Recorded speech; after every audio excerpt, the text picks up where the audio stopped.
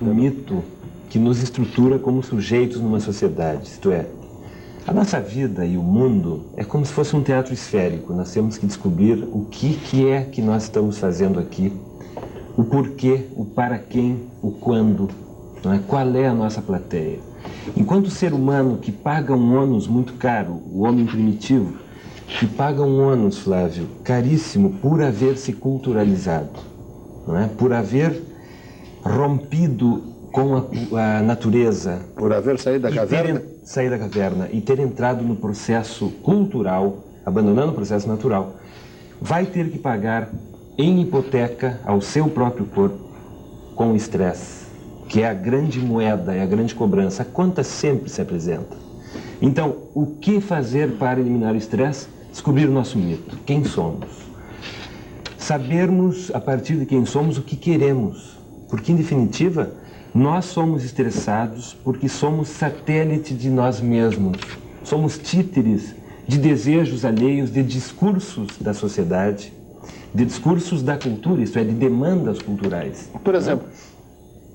Isto é, por exemplo, chegarmos aos 40 anos ou 50 e nos questionarmos, né, o famoso quo vadis, quo venis, o que eu estou fazendo aqui, não é? O estresse vem do inglês, não é? Tem uma conotação de to stress, força, peso, exercer uma força, um peso, uma violência também, não é? Inventou a palavra estresse o Sr. Hans Selye em 1953, não é? Quando se deu conta de que o homem moderno havia criado um vício, que era o vício de inventar uma situação permanentemente de perigo, não é? Quando não havia perigo. O estresse o que é? É nos armarmos para uma reação quando não há uma ação que demanda. Quer dizer, diante de uma situação, ou ataca ou foge. To fight or to flight, né? Atacar, lutar ou voar. É a lei da fuga, não é? Ou do ataque. O ser humano está dotado de um aparato, digamos assim, provisional de defesa para, numa situação emergencial de ataque, se defender, até porque o ser humano é o mais vil dos animais, dos mamíferos. Especialmente o ser humano brasileiro, que está sempre fugindo, não está atacando nunca. Exatamente, nós estamos fixados num trauma fundamental, que é o trauma do deslocamento, do não estarmos afinados e adequados ao nosso hábitat. Por que o brasileiro não reage diante desses massacres que diariamente o governo lhe impõe? O pior é que o brasileiro reage autodestrutivamente. Eu considero que o nosso país vive uma fase absolutamente filicida. O nosso pai nacional é um pai filicida. Filio, sidium matar, não é? Então, nessa cleptocracia, essa república dos venais, né, nós estamos nos suicidando. Isso é o pior, quando um homem não encontra um sentido na vida, só encontra um sentido na morte. Não é? E nós somos animais de prazer. E quando não nos é ofertada a possibilidade mínima de um prazer fundamental, que é o prazer de comer, nós nos oferecemos em holocausto a esse pai, não é, que nos pune pela sua impotência, não é? Por exemplo. Qual é a opinião do Dr. Carlos Winkler, sociólogo, que nos prestigia aqui com a sua presença, Dr. Winkler? Olha, eu achei interessante assim ver um pouco a origem da palavra estresse, na década de 50. A pergunta toda é a seguinte: por que não surgiu a palavra antes? Havia uma palavra correlata, algo parecido com essa palavra, mas talvez não expressasse tanto essa situação de opressão, de sentimento de fuga que as pessoas têm hoje, mas que é a noção de nervosidade, que foi muito trabalhada na década de 20. E na década de 20 é uma década, assim, pelo menos nos países capitalistas centrais, os países industriais, que hoje são os países capitalistas avançados, foi uma época de extrema tensão. Né? E é nesse período que trabalha essa noção da nervosidade. As pessoas se tornam nervosas. Né? A nervosidade, ela traduz exatamente a absoluta insatisfação das pessoas com o meio em que vivem e, em segundo lugar, essa ao mesmo tempo elas desenvolvem, junto com a insatisfação, a nervosidade com uma noção de adaptação. Eu digo, esse homem em fuga, na verdade, é um ser completamente adaptado. Se ele está em fuga ou ele ataca, ele é um ser adaptado aos valores que nós vivenciamos na nossa sociedade. Nesse sentido, eu discordaria um pouco de ti, no sentido que eu botaria uma coisa um pouco mais em um plano histórico, propriamente. Claro, mas o fundamental... Os sociólogos que colocam num plano histórico o que é fundamentalmente humano, porque no centro do historicismo ou da sociologia está o homem, não é? Ou seja, ao fim e ao cabo, a antropologia social, a sociologia, a filosofia remetem ao homem, que é a célula máter de tudo, né? Esse é um vício dos sociólogos. Mas qual é a diferença? Qual é a diferença entre esse estresse chamado nervosidade dos anos 20, 30 e 40 do estresse atual? Há alguma diferença física ou psíquica? O homem era afetado mais ou menos ou da mesma maneira? Eu diria hoje que é mais insidioso. Hoje é mais insidioso, né? Vejam só, não é só a questão da miséria, muitas vezes, que pode causar uma situação de estresse, uma situação de tensão, a situação de concorrência, por exemplo, ela pode acontecer aqui ou pode acontecer na Alemanha. A Alemanha é um país extremamente estressado. Né? Psicoterapeutas alemães calculam que boa parte da população está estressada há muito tempo.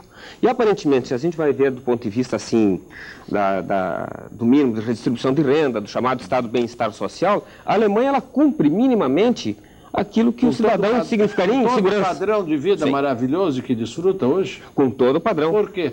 Exatamente porque se cria, apesar de tudo, uma situação de competição. Ainda que a competição, os espaços dessa competição sejam mínimos. Conclusão, a vitória não chega nunca. A vitória não chega mais, exatamente. A vitória não chega muito, mas a pessoa não conclui nunca. Pressão de angústia. A questão é o sentido do estresse. Por exemplo, crianças estressadas. Por exemplo, vamos pensar uma sociedade, uma outra sociedade. Japonesa. Uma japonesa. Criança estressada. Japão. Japão. Por quê? Escola. Agora, Por quê? Exatamente o problema de como constituir cidadãos que sejam produtivos, competitivos e assim por diante. Mas é um estresse cheio do estresse japonês, é um estresse com sentido, com paixão. O que mata o ser humano não é a angústia ou o estresse, é a angústia e o estresse sem sentido, sem paixão, sem uma meta, envolvimento um emocional, leitmotiv de vida. Então, estar angustiado ou estressado em busca de uma finalidade gratificante ao ego e à vida, não é? Mas o que a nossa sociedade tanto estressa uma notícia de uma desgraça como uma notícia de uma benesse? É que o nosso estresse é vazio, não é benesse. Sim, doutor Diego. Pois o meu professor Antônio Klinger vai ser lembrado hoje, quando ele dava as aulas de higiene, que ele chamava de cirmenagem. E cirmenagem ele definia como a superposição de fadigas que não tiveram um repouso consequente. Eu gostava muito dessa definição dele, por isso que eu sei de cor. Mas o que eu acho que nos está dando de estresse, eu nunca fui estressado, está nos dando de estresse é porque muita gente faz o que não gosta e não gosta do que faz. Aí, então, não tem nada que resista. Quando a gente faz o que gosta e gosta do que faz, não se estressa nunca. E a gente morre de mediocridade crônica quando acontece isso. Como assim? Quando faz o que gosta? Quando faz o que gosta? Não, faz o que não gosta. Mas a questão Nós vamos interromper esse torneio de inteligências para rodarmos o nosso comercial, sem o qual ficaremos com estresse Econômico, financeiro. econômico e financeiro e já voltamos.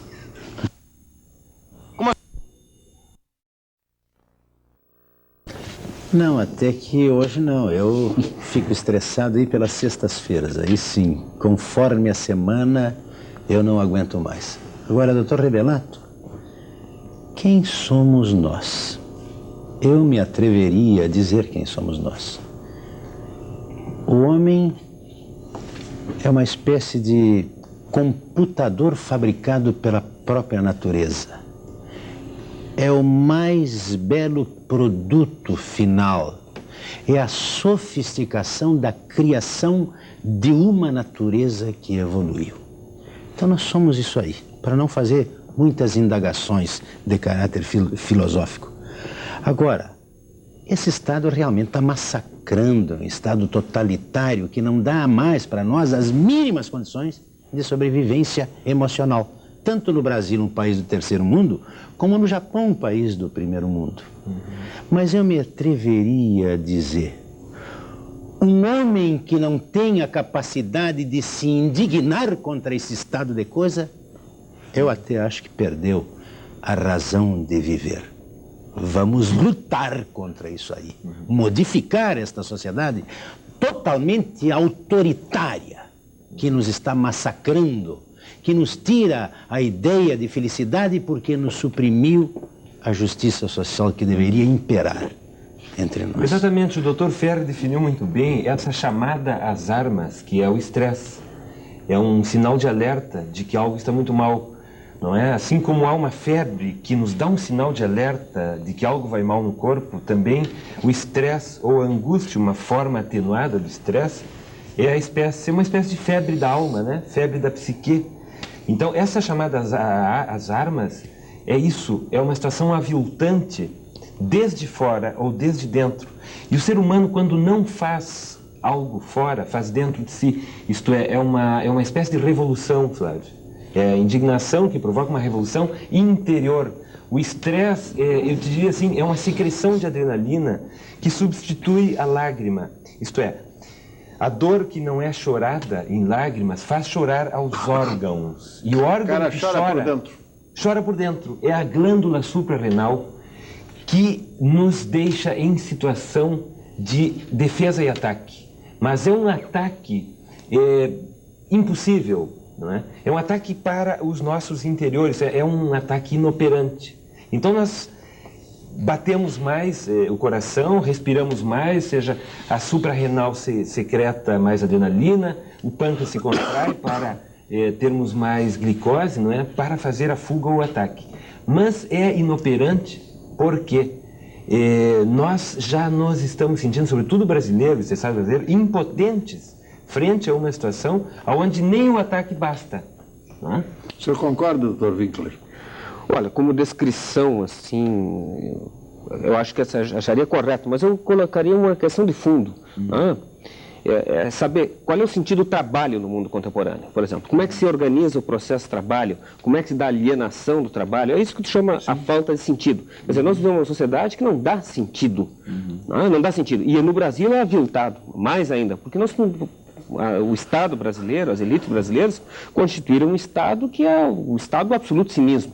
Não há outro termo. Há o Jurandir Freire Costa, que é um psicanalista conhecido, ele falou, quando escreveu um artigo muito interessante, que se tornou um lugar comum, descrevendo aquilo que seria a lei de Gerson, né? Do ponto de vista psicanalístico. Tirar vantagem, né? Eu chamo de cleptocracia. Mas eu diria o seguinte, no Brasil é agravado, mas em outros países ocorre aparentemente tudo muito tranquilo. Volta e meia uma explosão de violência, estados emocionais aparentemente descontrolados, ninguém sabe explicar exatamente por quê. Eu sempre pego o caso alemão, o caso sueco, que são casos muito interessantes nesse sentido, de como as pessoas são arrasadas por um determinado tipo de processo de trabalho, né? Por uma determinada forma de alienação, uma falta de sentido, que não basta simplesmente fundar uma sociedade sob consumo ou sob abundância. Né? Se as pessoas não têm um sentido. Claro, o que as pessoas têm que resgatar, a meu ver, é resgatar o sentido da vida no trabalho, em formas mais coletivas, em formas mais cooperativas, e não formas tão alienadas como nós... Qual é o sentido da vida? Autogestionadas. Qual é o sentido da vida? Uma boa questão, mas provavelmente não é isso que nós vivemos hoje. Eu não estou ouvindo ninguém falar na parte espiritual do homem, nas carências espirituais que nós temos e que provavelmente, se não atendidas, conduzirão à racionalização das emoções e aí então... É um exemplo bem concreto. Eu só gostaria de dizer uma coisa. Estresse é doença, porque nós já estamos nos enganando, achando que estresse é normal. Não, estresse é uma doença e é exatamente o gatilho, o disparador da hipocondria. Isto é, nós, frente às frustrações sociais, humanas, frustrações amorosas, né? Nós estressamos, isto é, capturamos o nosso próprio corpo numa forma autoerótica e é como se inconscientemente, sabe, fôssemos partenogenéticos, isto é, copulamos com nós mesmos. É interessante isso. Ou seja, aquilo que não conseguimos fazer fora, fazemos conosco. A reação do estresse é muito parecida com a reação do orgasmo, por exemplo.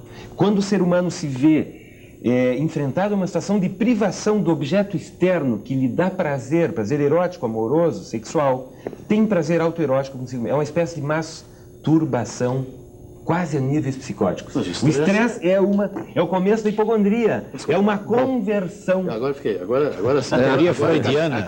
Agora ficou Eu acho a descrição do ponto de vista psicanalítico eu acharia correta.